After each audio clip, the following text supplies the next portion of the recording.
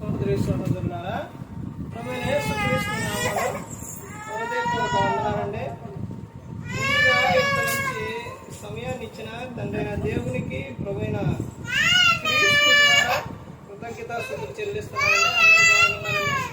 వాక్యం చదువుకొని ప్రార్థన చేసుకున్న తర్వాత పాఠంలోనికి వెళదామండి. మత్తయి గారు రాసిన సువార్త 13వ అధ్యాయం 13వ వచనం. ఇందు నిమిత్తము నేను ఉపమాన రీతిగా వారికి బోధించుతున్నాను.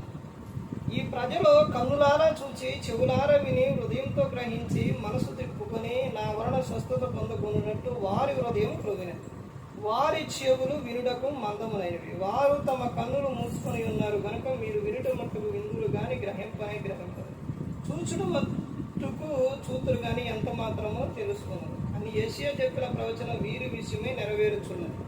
ప్రార్థన చేసుకున్నాను. పరలోకమందున్న మా తండ్రి, పరిశుద్ధ ప్రేమ గల తండ్రి, గొప్ప తండ్రి, యెహోవా తండ్రి, మీ ప్రియ కుమారుడు యేసుక్రీస్తు ప్రభువు ద్వారా కృతజ్ఞతాస్తుతులు చెల్లిస్తున్నాము. ఆయన ఈ రాత్రి వేళ మా అందరితో మాట్లాడమని మా ప్రభువైన యేసుక్రీస్తు నామమున వేడుకుంటున్నాం తండ్రి, ఆమేన్. ప్రభువైన యేసుక్రీస్తు నామములో హృదయపూర్వక వందనాలండి. దేవుని కుమారుడు యేసుక్రీస్తు ప్రభువు ఈ లోకానికి వచ్చిన తర్వాత పరలోక రాజ్యం సమీపిస్తుంది కనుక మారు మనసు పొందమని ప్రకటింప మొదలుపెట్టారు. క్రైస్తవుడా, ఇది పాఠం లేదు. క్రైస్తవుడా, 2 పడవల మీద కాలు వేస్తున్నావా? క్రైస్తవుడా, 2 పడవల మీద కాలు వేస్తున్నావా? కింద అర్థం ఏంటంటే, ఉంటే చల్లగన్న ఉండు, లేకపోతే వెచ్చగన్న నులువెచ్చని స్థితిగా ఉండమా. ఈ రోజున క్రైస్తవులు ఎలా మారిపోయారనంటే 2 పడవల మీద కాలు వేస్తున్నారు. అంటే ఎలా ఏం చేస్తున్నారంటే, ఇదిగో ఒక పడవ మీద ఒక కాలు, ఒక పడవ మీద ఒక కాలు పెడుతున్నారు. అలా పెట్టినప్పుడు 2 సమానంగా వెళ్తే ఓకే, కానీ ఒకటి ముందు వెనకెళ్తే పరిస్థితి ఏంటి? మునిగిపోతారు. అర్థమవుతుందండి.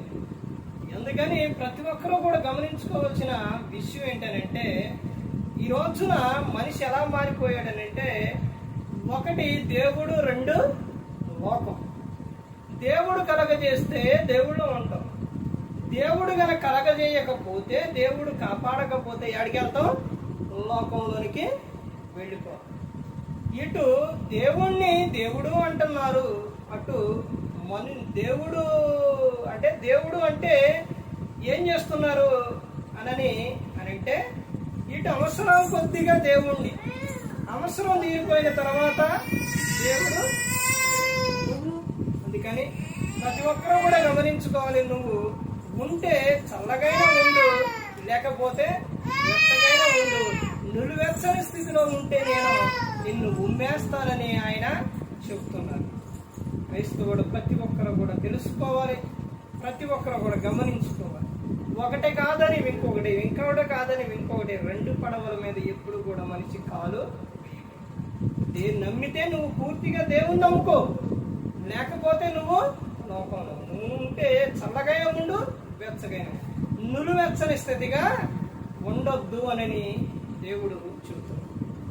ప్రతి ఒక్కరు కూడా గమనించుకోవాలి. ఇక్కడ కొన్ని విషయాలు ఉన్నాయి. ఏంటంటే, మనుషులు ఏ విధంగా ఉంటారో అన్నది ఇక్కడ స్పష్టంగా చెబుతున్నారు.